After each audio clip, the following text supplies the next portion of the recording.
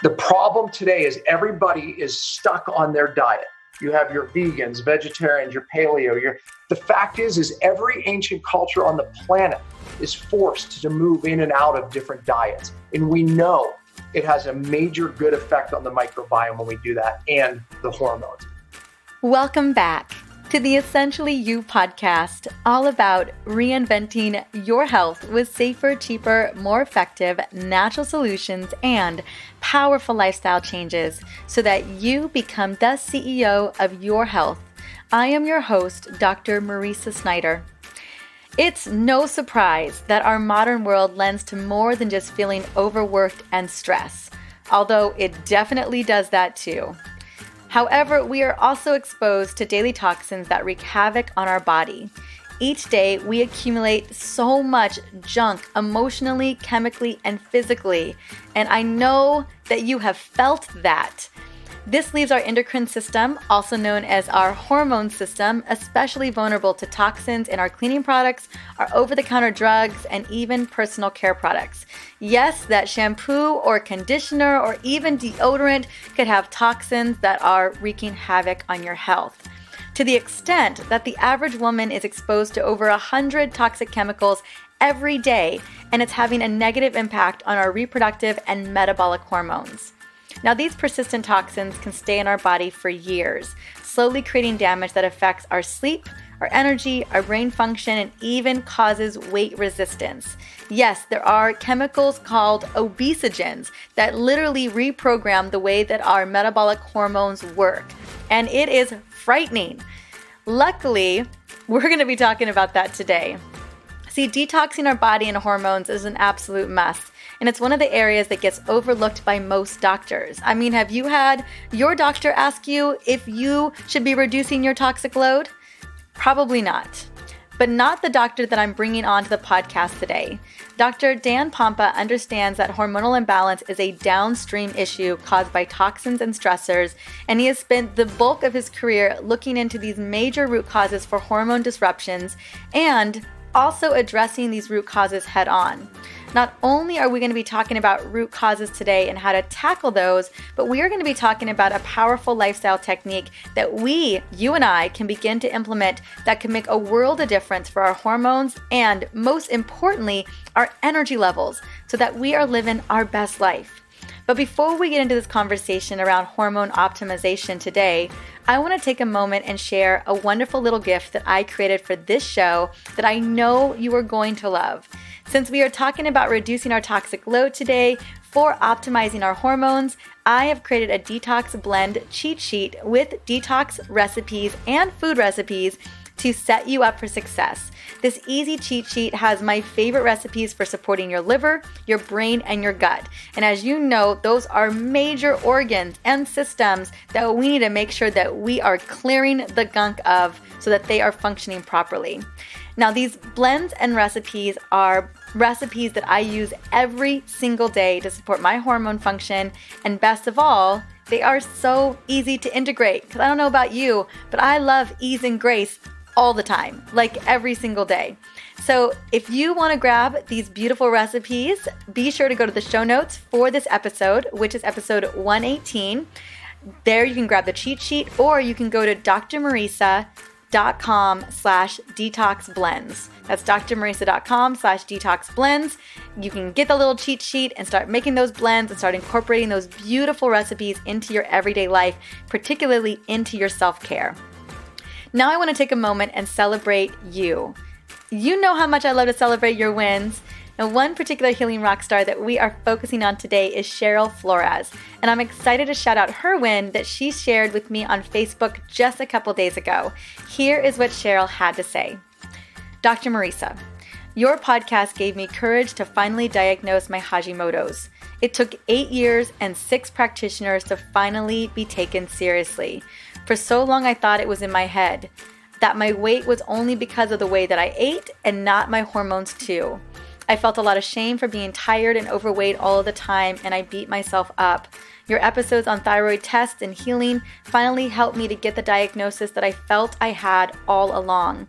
Please keep sharing with us because there are so many more women just like me. Well, Cheryl, I can't tell you. I know how vulnerable it is to share something like that. And I just want you to know that you are absolutely a woman after my own heart. Thank you so much for sharing your big win to finally getting the diagnosis and the answers that you have been looking for. I am holding space that you are going to get your body back on track. I know the Hashimoto's journey myself so well.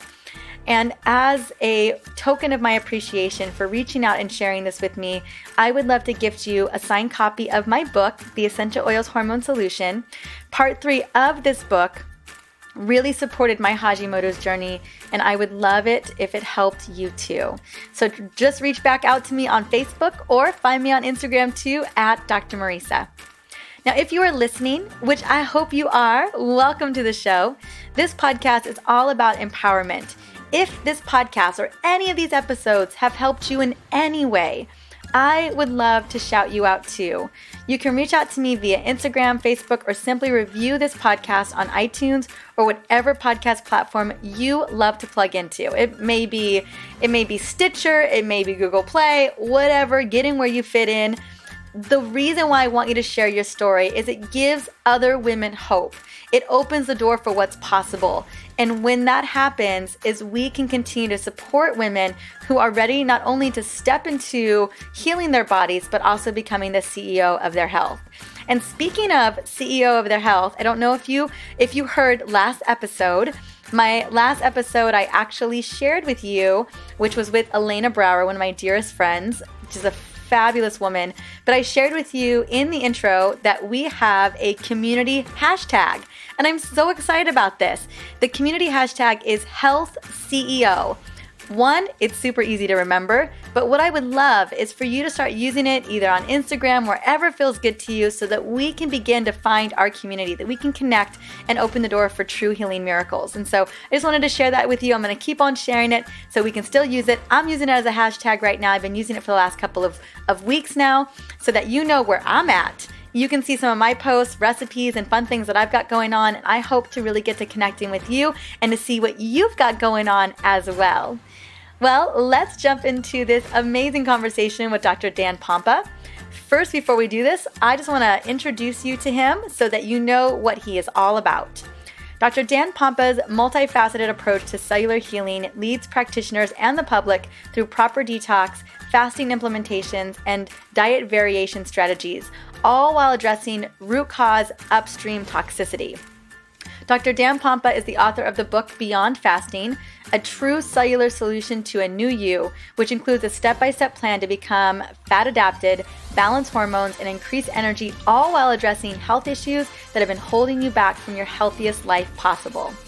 Well, I don't know about you, but that book sounds pretty amazing. Let's welcome Dr. Dan Pompa.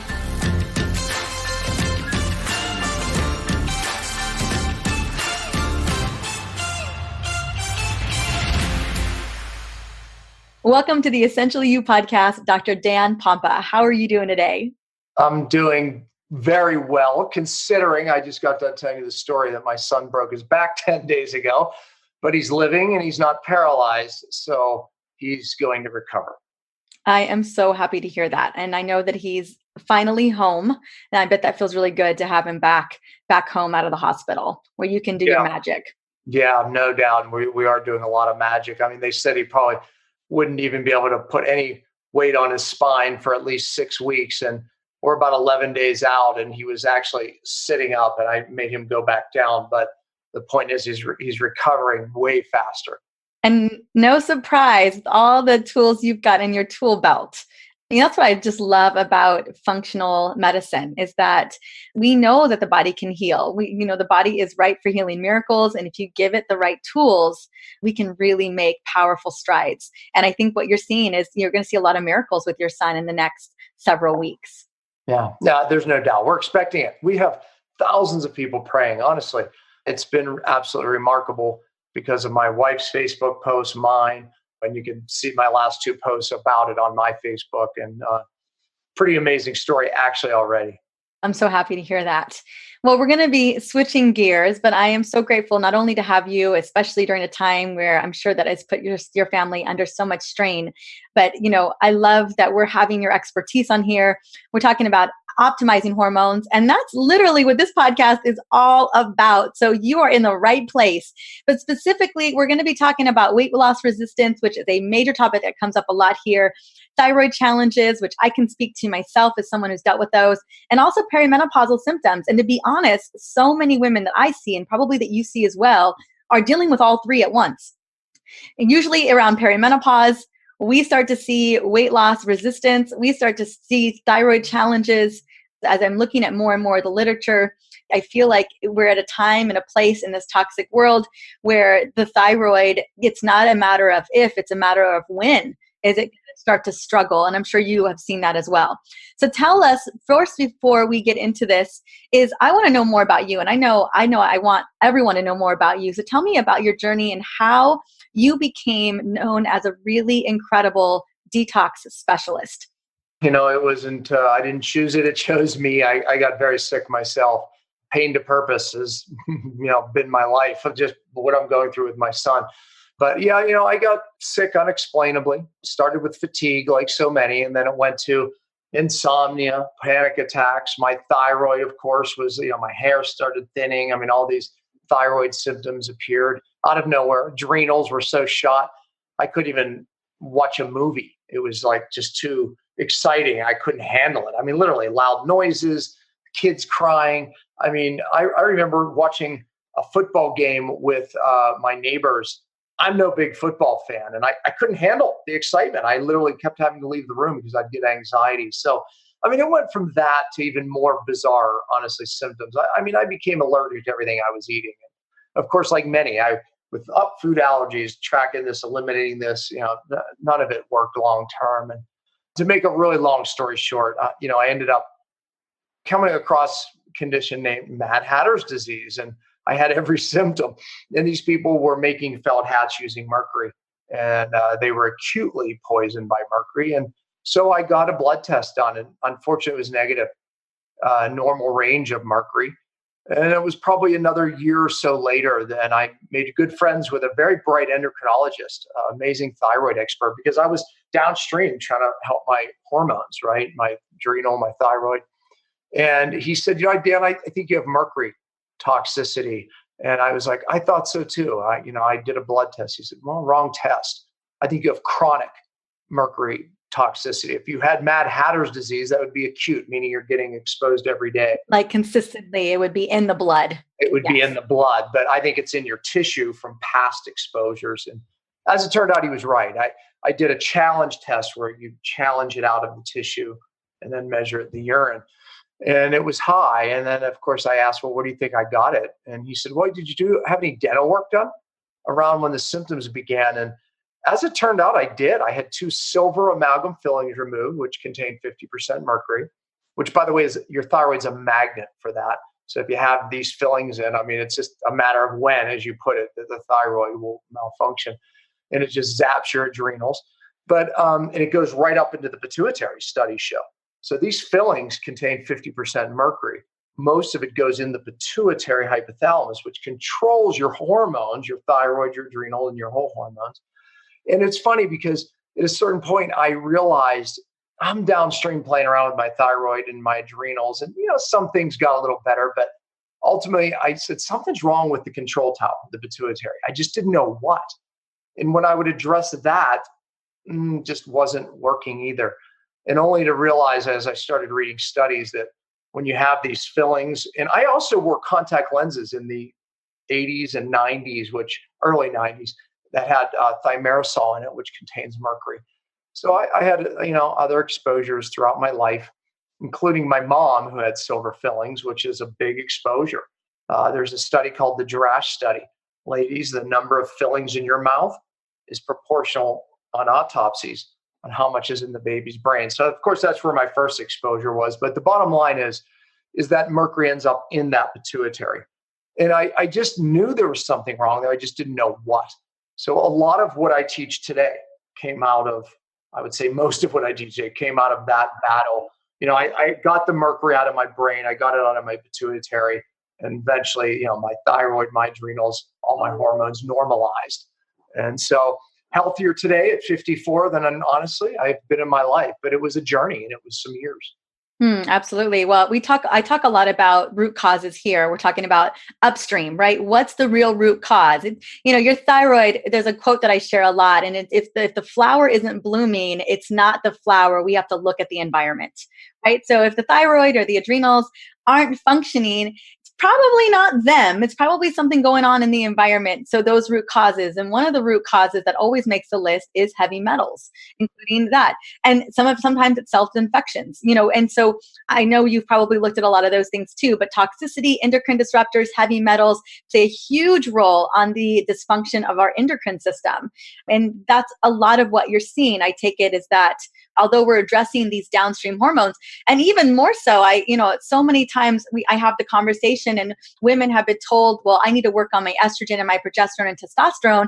But I always think about those upstream hormones like insulin, thyroid, and cortisol before. And then if there's an issue there, well, what's causing the issue of those, right? So keep on going more upstream. In the place of toxicity or even heavy metal toxicity, how often are you finding that those two things are playing a big role in some of the root cause of what we're seeing with women? One of the things we see when we have this hormone dysregulation that occurs, it's a perfect storm, meaning that even in my story, the mercury sent my bucket overflowing. Imagine we all have a bucket, right? I mean, just making it simple. Genetically, some of us bigger buckets and smaller buckets, right? But it's really a stress bucket. Physical, chemical, and emotional stressors fill that bucket. The body really doesn't know the difference. And we put all of these together and then the bucket overflows. And that's what happened to me. And when I got the fillings out, it just poured mercury into my system, overflowed. But looking back, I could tell I had some toxic things going on, but you have to empty the bucket to get well. And it's typically a perfect storm that creates this hormone dysregulation. So what I mean by that is, if you remember the movie, you have three weather fronts come together and it's this catastrophic storm that takes place 1 in 100 years and, creates all this damage, etc. But that's what's happening in people today. We have chemical stressors, maybe too chemical, heavy metals, hidden infections, maybe a mold exposure. That's a perfect storm. So you have to get rid of all of those. You have to identify all these upstream causative factors. Maybe it's emotional traumas you have to deal with. That can be part of that perfect storm that absolutely you're dealing with it. And then all of a sudden, you get this other chemical exposure. You move into a house that's moldy and you don't see mold, you don't know, and that sends you over the edge. But to get well, you have to deal with the emotional traumas. You have to deal with the mold. And then, and by the way, you had fillings your whole life. So if you had silver fillings, you have mercury in your brain. It was just waiting for that one more stress. Maybe it was your, spouse leaving you that was the emotional stress, or maybe it was the mold. Whatever it is, it's that stressors come together and you are an accident waiting to happen. And then boom, you break through. So how do we deal with this? We get rid of all the stressors, whether it's physical, chemical, emotional. We empty the stress bucket at the cellular level because traumas are stored at the cell, past traumas. Chemicals, it's at the cell. So you can do all of the colon cleanses, liver cleanses, saunas you want, and all those things are fine. I'm not against them. But unless you upregulate cell function, and that's really where detox is, and that's what I teach, you're not going to get well lasting. Real detox is getting the cell to do what it should be doing every day. It has the ability to get rid of toxins every day. And unless you upregulate that, you're not going to get well. So my saying is, you have to fix the cell to get well. You have to fix the cell to get your hormones well. And more specifically, you have to detox the cell. Disease is cellular. A lot of us don't talk enough about what it looks like on a cellular level to upregulate and help detox that cell. So talk to me about, because clearly, we think about, I've had experts just talk about mold toxicity. I've had experts just come on and talk about heavy metals. I've had experts just talk about parasites. Break down all the pieces, and then, trauma is a whole nother ballgame, And so talk to me about, when we're looking at a cellular level, where do we begin to start? There's a lot of different strategies and techniques people are trying to implement, from a bigger picture, even in terms of nutrition. But how do we begin to reset on a cellular level? I was giving these lectures to doctors for some years, and I could just tell they just weren't getting it, at least a takeaway. And I'm telling you, God gave me a download of what I call the 5 R's of cellular healing and detox. And it's a roadmap to the question you just asked. Where do you start? Number one is you have to remove the sources in your life. In other words, I could do all the detox I wanted, even the right way. If I still had silver fillings in, I'm not getting the mercury out of my brain, right? So those had to come out correctly in a process. And I teach that. If you don't move out of the moldy home, right? I mean, you're only going to get so well, right? I mean, so you get the point. R number 2 is regenerating the cell membranes. Critical. Scientists get this. You don't detox without fixing these cell membranes that allow the good stuff in and the bad stuff out, that help change your gene expression. I mean, I do a whole lecture on the cell membrane, and it determines all of your cell functions. It's that important. R number 3 is an epidemic today. You have to restore cellular energy. And how many people have mitochondria? That's where we make energy. Mitochondrial dysfunction because of toxins and other stressors. So we have to restore that cell energy. And of course, I teach many strategies there, but yeah, you have to do that. Diet plays a role there. We'll talk more about fasting. That plays a role here, of like some biohacks, how to get that energy up in the cell so we can actually detox the cell and heal it. And R4 is reducing the cellular inflammation. Again, diet, fasting strategies, and the cellular detox plays a role there. And R5, lastly, is reestablishing something called methylation. By the way, it's how you get rid of toxic hormones. It's how your body detoxes. So if you have a lot of cell toxicity, you deplete methylation, and now you start building up toxic hormones in your body. Happened to my wife. My wife, we did a 24-hour hormone test on her, and her methylation was tanked, and her toxic hormones that drive cancer were extremely elevated, like her mother, who ended up dying of cancer. And so, of course, we were trying to get up this methylation in her body, and it just wasn't coming up on post-test. And then we discovered she had extremely high lead levels that she got from her mother. The number one cause of high lead is mom. You inherit it literally in utero. So she was going to end up just like her mother unless we did something different. As we got rid of her lead, her methylation now was able to start coming up. So again, get to the cause, and then yes, we can support hormones. I'm not against using some hormone support. I'm not. But just understand it's not the long-term solution to getting somebody well. I wasn't going to be able to reestablish her methylation until I got rid of the lead.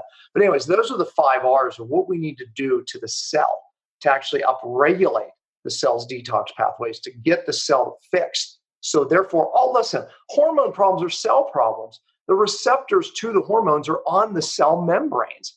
So unless you fix that membrane, which is R number 2, you're not going to fix the hormone problems, but the toxins make their way in and around those membranes, and they blunt those receptors. So you're taking all of these hormones, which my wife was trying to do that as well. You feel a little better, but you're not getting well. It's because the receptor to the hormone, meaning that the hormone has to connect to the cell, get its message in the cell so you feel good. When these receptors are blunted, that's not going to happen. So it's like screaming at your kids. They just don't hear you after a while. So it doesn't matter if you take more hormones. The cells don't hear you anyway. So that's the battle. That is definitely the battle. And I agree. I mean, especially if you've got somebody, and you can speak to this with the thyroid issues. I mean, I think that people are put on thyroid medications. They're not getting to the root cause of the situation. I do believe that getting on thyroid meds is definitely going to be that bridge to getting yourself back, but that's not solving the problem. Medication isn't going to heal your thyroid, but it's going to at least give you the thyroid hormone that you need for your cells. Problem is if we've got a cellular membrane, a phospholipid mosaic issue. I remember my first biology class in college, and I had this biology teacher who, the miracle of the cell. And I mean, the miracle of the phospholayer mosaic. She would spend hours lecturing on the mosaic of proteins and ion channels and the phospholipids. And it's the life of the cell. It is. It's the communication center. It is literally Houston. And we always think maybe Houston is the nucleus, but it's not. It's what's binding to that cell membrane that elicits a change or elicits a signal to the nucleus to create those proteins. So without that cell membrane sending messages inside and outside of the cell, we don't elicit those changes inside of the cell. Now, the key, I mean, if people always say, what's one thing you have to do to improve your hormones? Fix your membranes. Fix your membranes. I mean, it's easier said than done. I mean, a lot of the fats that people think are really important today really aren't important with the cell membrane, like fish oil. Fish oil isn't really the key to the cell membrane. It's omega-6, actually. Where vegetable oils, canola oils, grain-fed meat have rancid, bad omega-6. And so we're taking in the wrong omega-6, and the omega-6 is what stabilizes the function of the membrane. So we have to get rid of all of those bad omega-6 and bring in good ones, which is really hard. So fish oil, isn't the key here. It is these omega-6s that are so fragile and so critical to establishing. Things like cholesterol and saturated fat, everyone thinks they're bad. They're actually the stabilizing factors of the membrane. So there's all these misconceptions around the membrane. People don't understand that it is the intelligence in the cell. Bruce Lipton, many people watching this, maybe have read his book, Biology of Belief. I've been in many lectures with Bruce Lipton. Yeah, I mean, he made the argument. It's the membrane is that's where the intelligence of your whole body is. It's like every gene that gets turned on or off, it's determined by the membrane. Detox is determined by the membrane. I mean, so if we're going to have a hormone optimization conversation, we have to talk about the cell membrane. But I mean, it's like I don't even want to get into it because it will bore people with the science.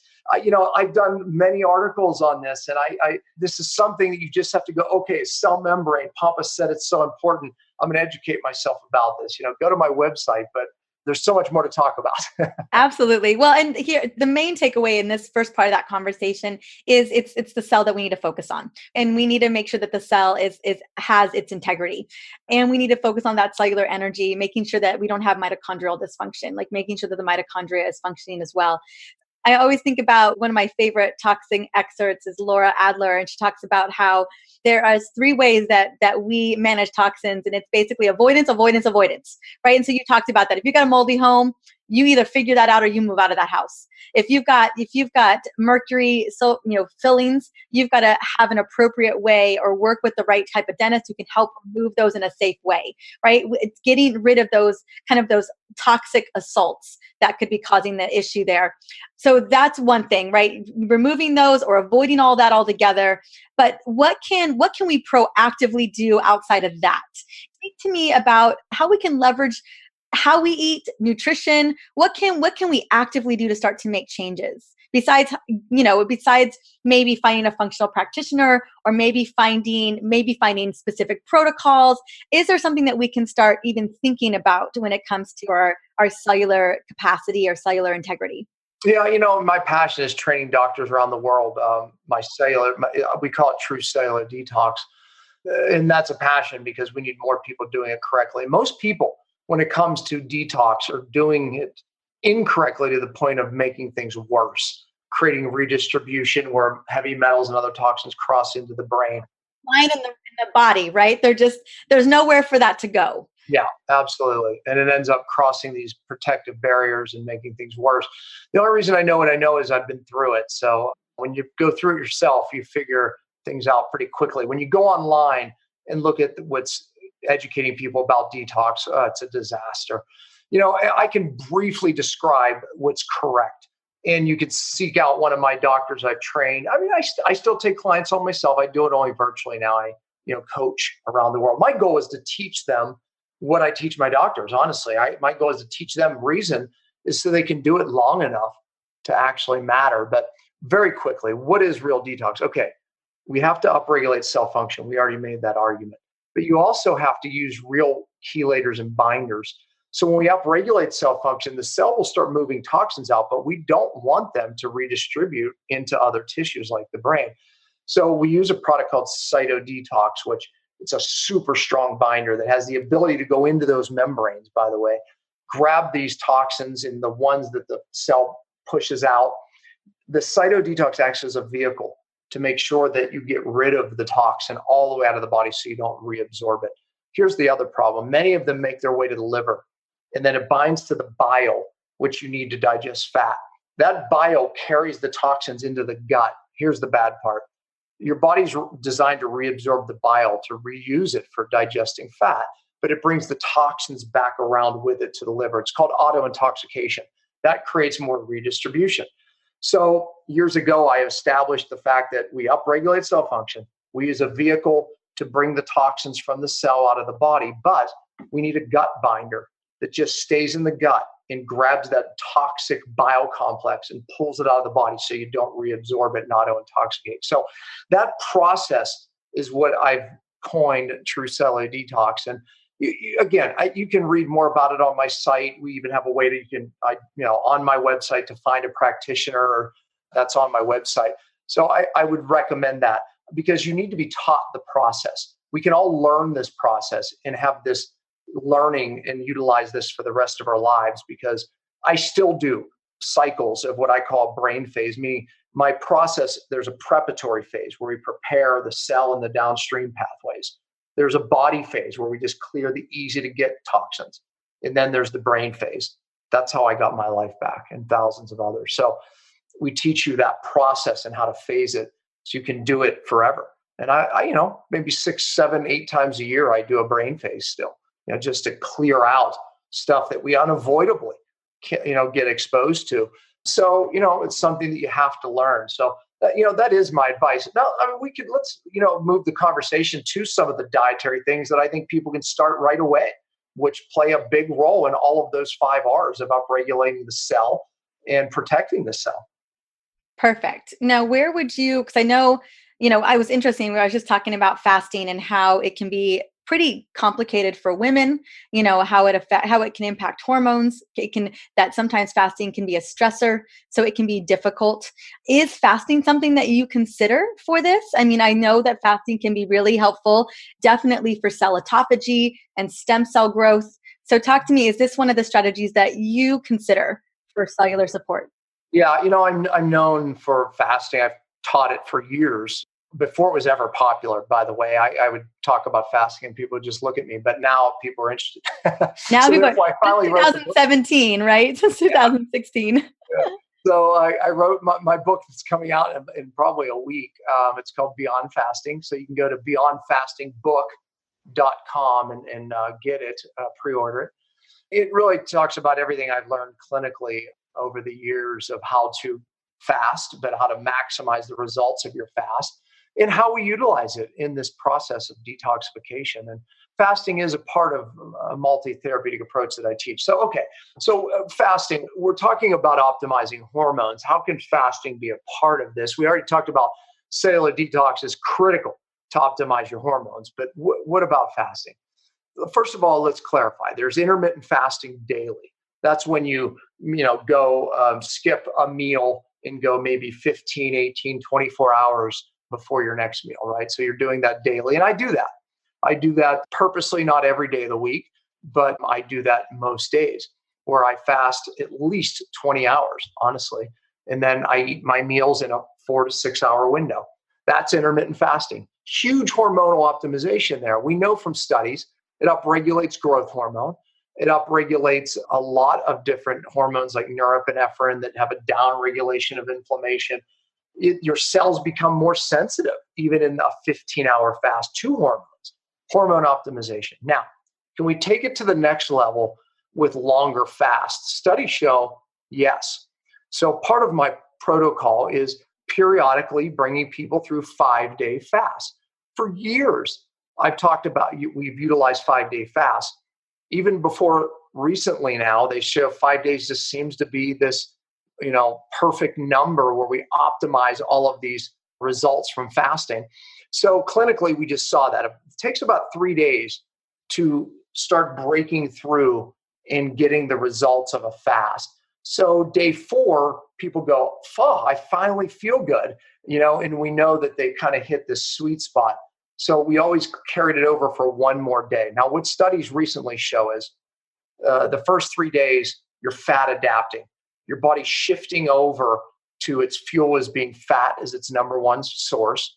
And the brain starts utilizing something called ketones, which when you burn fat, you make ketones because your brain can't use the fat like your body cells, but your brain cells can use these ketones. So it takes about 3 days for people to hit that stride.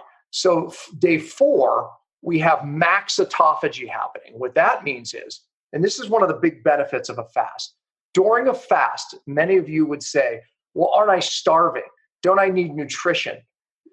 No, and yes, your body does need nutrition, but it gets it. It's so smart. It gets it from breaking down all of the bad cells in your body. So that in itself is a detox. It's called autophagy. 2016 Nobel Prize was given to the man who discussed and discovered autophagy for how it works in health. But what happens is your body starts eating these bad cells that have bad DNA that are malfunctioning, and it utilizes those for the nutrition that it needs. And we see that max happening on about day 4 of a fast, where the body's just crushing these bad cells. Now, something more miraculous happens when it gets rid of the bad cells. It upregulates its own stem cells to replace them with new healthy cells. And that happens max on day 5. So that's why periodically doing these 5-day fasts, and there's different ways to fast. There's partial fasting where we just limit the calories to 500 to 800 and get the protein under 20 grams. That's called a partial fast. Walter Longo made this popular with his prolone diet, where it's here's the food for 5 days to eat, right? And someone's probably discussed that on your show.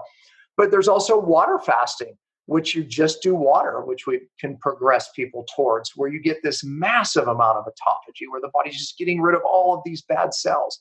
And by the way, when this happens, it resets your immune system. So many people with hormone problems have autoimmune, where the body's creating its own inflammation and attacking itself. Well, okay, so if you take what I just taught you, and let me give an explanation of why this affects your immune system and ultimately your hormones. So when I taught fasting in the 90s, literally, people would say, well, fasting is bad for your immune system because we look at the white blood cell drop and it puts you at risk for infection and all these bad things. And we would just say, well, clinically, we see the opposite. We see people's immune system gets better, but we couldn't explain it scientifically. A lot of Walter Longo's work gave us the answer. And what's happening is this autophagy. The body's eating these hyperactive immune cells, where they're hyperactive, creating the food allergies, the food intolerances, the autoimmune. It's getting rid of those, and then it upregulates the stem cells and it creates new naive cells that aren't overreactive. And so we see this take place, and that's some of the magic of fasting. And then again, during these 5-day fasts, your cells get so sensitive to the hormones. We get such an upregulation of growth hormone, and your cells start hearing your thyroid hormone again. So periodic fasts, as I teach it, you get more hormone sensitive. You get more hormone optimization. You get more autophagy, getting rid of the bad cells and upregulating the good cells. So over time, your body heals naturally. I am a major proponent for fasting, and I do love the idea of a 5-day. We've done prolong a bunch of times here at my house, my husband and I, and we've only done one water fast. It's 5 days of water. It's a psychological experience, right? Like you really gotta psych yourself into it. I think we've always opted for the 600 to. Yeah, but you know what? I'm gonna be honest with you. Like when I eat. Like when I do partial fasting, and I've taught it for years, I struggle more because I don't like to slow down. Like when I'm eating, it's harder for me to stop. So water fasting is easier for me. However, with that said, psychologically, it's much harder. So therefore, we typically start people on that prolonged diet or a partial fast. Fast, yeah. Involve them for the reason you said. It's a little bit more psychologically hard. Yeah, but it's the thing. Now, just really quickly, I know you've been running these case studies for quite some time. Should women be concerned at all about a 5-day water fast or anything past intermittent fasting? I didn't know because I know right now a lot of research doesn't necessarily study women who are not obese or who have a lot of adipose tissue to lose. And so in your experience with the work that you have done, and women of any age, childbearing age, perimenopause, I mean, clearly it's at perimenopause that I start to see the weight loss resistance. I start to see the failure of hormone issues. And this is because I think, like we talked about, that bucket is really starting to get full. That's kind of when everything hits the fan. I know that when I was heading into perimenopause, that's when things were hitting the fan for me. And because my cells were like, we are over this. We're at our tipping point. And so I just want to hear a little bit about the kind of some reassurance around, I think I've had great success with that, but I know I can see how women could be a little bit concerned. Yeah, look, I did Bulletproof conference this year and Paleo FX, big low carb people groups. I taught even low carb in intermittent daily fasting. There has to be a different strategy for women, period, I believe. Definitely women in perimenopause, definitely women with thyroid and adrenal. So I think I have a lot of people's attention. There is a strategy that I've learned over time. When I went to Africa, they fast. The women fast, the kids fast, the men fast, equally alike, and are successful. In this country, it's a little different story. I would agree that women, especially with the conditions I just mentioned, do struggle with low carb diets long term. They do struggle with intermittent fasting and fasting. So what do we do about it? Let me give you some hardcore tips right now. Get your pen and pencil ready because this is important. So there's a principle that I talk a lot about called diet variation.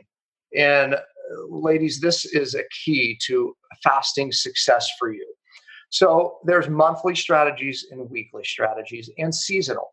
So let me start with seasonal. My wife, when she went low carb and ketosis, and my wife's thin and apparently, looks very healthy, but she was in perimenopause. So she wasn't breaking into ketosis. Her numbers were always horrible when she was measuring her morning ketones. And it was always a struggle for her. She was always hungry. She just wasn't fat adapting, even though she was thin. But the thin and fat on the outside doesn't mean she would store more fat in her organs. So don't look at the outside. Skinny women can have this problem too. So the fact was that she wasn't fat adapting. She was always having to eat. She was hormonally not using fat as energy. 4 months, she was so disciplined in ketosis and lowering her carbohydrates more and more, wasn't working. Took her out of ketosis and put her on a healthy, higher carbohydrate diet again. She felt better, I would say, but some of her hormone problems were about the same. We go back into ketosis months later. This time her numbers are higher. Oh, that's weird. So I let her struggle along with that for a couple months again, broke her out of ketosis again. And then again, 2 months later, moved her back in a third time. This time, she breaks into fat adaptation. Now her numbers are in ketosis. She's not hungry anymore. What happened? By changing her diet again and again and again, I emulated a feast-famine cycle that our DNA is set up for and ancient tribes are forced to do. So I brought this to the doctors that I coach, and I said, let's try this on some of these perimenopausal women. Let's move them in and out of low carbohydrate diets. And in knowing that it forces some type of adaptation, creates some type of hormone optimization. As it turned out, I was right. Dietary changes the microbiome. It creates an adaptation. It forces the body to adapt every time we change our diet. Let me give you an example. If you do the same workout all the time, you stop getting results. Matter of fact, you start actually getting worse.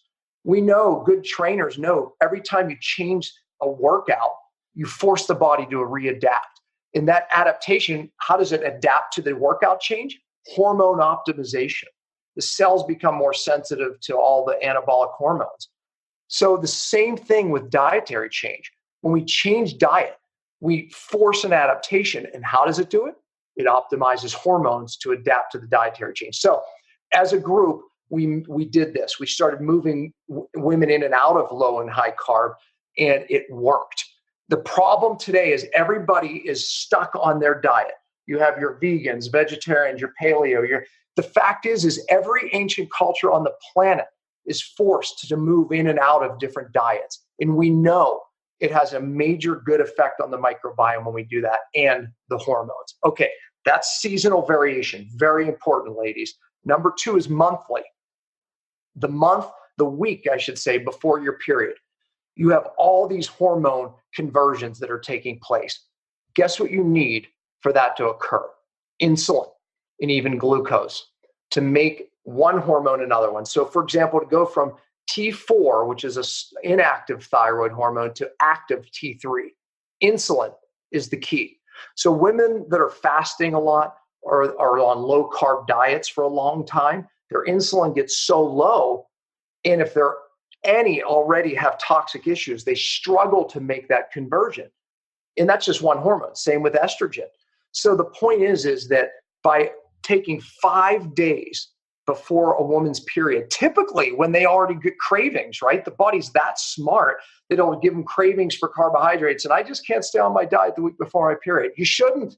That's the point, is you need higher insulin and glucose levels to make the hormone conversion. So 5 days before the period, we put them on a healthy, higher carbohydrate diet, eating more fruits, yams, potatoes, things of that sort. The healthy. Yeah, healthy. So we do that 5 days. So if you're low carb the rest of the month, if you just take those 5 days before your period, I'm telling you, hormonally, magic happens the rest of the month. Watch what happens. I promise you, it'll be huge for you. But here's the best part. You take it another step, and maybe you do a partial fast for 5 days, another part of the month. So now we have feast, the high carbohydrates. And if you don't do well with carbs, do it with protein. Just run high protein for 5 days. That can work too. And then later in the month, we do 5 days of a partial fast, feast, famine. Our DNA is set up for it. Hormone optimization blooms. Okay, lastly, weekly. So one of the things you can do, 1 or 2 days a week, ladies, this is very important. You do a high carbohydrate or a high protein day. So mine is always Saturday. I always do a high carb day on Saturday. It reminds the body it's not starving. Because if you're low carb and doing a lot of fasting, the body will go into a starvation mode. But if you feed it even once a week, you'll just amazing what happens. Your body hormonally will start burning fat again. But here's the other part. We want the famine side. So 1 or 2 days a week, you don't eat at all or just eat one meal. So now again, weekly feast famine. Feast famine creates, basically, it forces the body to adapt. And it does it by optimizing its hormones. I interviewed a scientist, Kristen Verde, and in her study, she showed for weight loss, they compared all the different diets, and there's been other studies done too, low carb, low fat, all of them. What works the best is feast, famine, feast, famine. So I said, Kristen, why is that? Why pigging out one day and then not eating the next? Why does it work better? She said, it forces the body to adapt. And obviously it has an effect on the hormones, and we're just learning about it. So feast famine cycles, weekly, monthly, seasonally, changing it up. It works. It's in my new book. There's 2 chapters on this, how to do it, I give diet plans on how to do it. But clinically, it works. We just know it works, especially, it works for everybody, men included, but especially for women, especially for perimenopausal women, thyroid, adrenal cases. Honestly, the more feast days are actually needed, but you also need the famine days. I agree. I mean, especially when we talk about those, we're all tell everyone's like famine, like drop the carbs. But for women in particular, we resist wanting to let go because we're built for making babies. We're physiologically built. And so if you give your body that day of feasting, it doesn't think that we're going to literally starve ourselves. And so it's tricking your body. It's that adaptation that you're talking about. I absolutely agree. And wonder women are struggling with ketosis, or they're struggling with, like your wife, struggling with low carb, even with fasting, and they're not seeing the changes that they're looking for. It's because our bodies have this innate hardwired resistance if we're not bringing in those days into play. Yeah, and we get it with exercise. When you exercise, you're creating a stress. When you're fasting, you're creating a stress, right? And if your body adapts, you get stronger. If it doesn't, you get weaker, right? So, You don't want to fast too much because it could create too much autophagy, and that's not good. But again, too much feasting, that's not good either. That's not good either. Well, that's where we're at, right? In the scheme of things. And as we're figuring all of this out, I feel like we're kind of at this point where it's being figured out, thank goodness. But we're finally figuring these things out, and I'm so excited. Now, your book is coming out. Tell me about the books. The book, I take it kind of addresses not only fasting, clearly beyond fasting. So how do we look at the cellular integrity? But also you talk about this technique and how we can diversify how we eat every single week. Yeah, exactly. I mean, the first chapter talks about basically fat adaptation, and how really to become fat adapted. But then, I give even a 7-week program of how to lead up to a fast, and it applies to everybody. And then how to make this part of your lifestyle, right? I mean, this is what I do. This is what my wife does, and even my children now, So really it outlines what I do and how I live my life and what I've learned, and, teaching hundreds, thousands of doctors, and what we do clinically for different conditions, what we do clinically to just optimize our hormones. And so, I talk about intermittent fasting and how to use these diet variation strategies, utilizing it. It really is a guide to optimizing your hormones. I mean, I almost threw that into the title because it really is about optimizing. That's why it works. Look, the body wants to do one thing: survive. So we're biohacking the cell when we force any type of adaptation, whether it be exercise. Another way of thinking of this is, there's a lot being taught or talked about with doing cold and hot. Why does that work? When we look at going into a cryo chamber or a cold bath, why does that optimize hormones? And yet that's, why it works, why it downregulates inflammation, why people feel better, have this, rush of, epinephrine and feel amazing. Well, it works because of your body goes, I'm going to die. And then it optimizes, it rushes up something called norepinephrine to save its life, and growth hormone. And you have this spike. And because norepinephrine's way up, it downregulates inflammation. And it goes into this life-saving mode, and then only to realize, okay, we're okay. We get all these hormones, we're just optimized. Same thing happens with dietary change. It's the same thing. Your body is forced to adapt. Hot, cold, it has to adapt. And it does it via optimizing hormones, whether it's exercise, hot, cold, or dietary changes. We force the body to adapt, and then we do that by optimizing hormones. It's a biohack. It works. I love it. I think it's great. I'm so glad that you have it in a book. I love books as resources to kind of open the door for what's possible. Tell me again, Dr. Pompa, where can we get the book? What was the link that you gave us? Yeah, if you go to beyondfastingbook.com, you can get the book there. Perfect. I'm going to have the link in the show notes. I just want to say thank you so much for coming on. You gave us a lot of food for thought. And I think what we're going to need no food. Yeah, absolutely no food for thought. I'm so excited. And clearly we'll have the website. We'll have everything in there as well.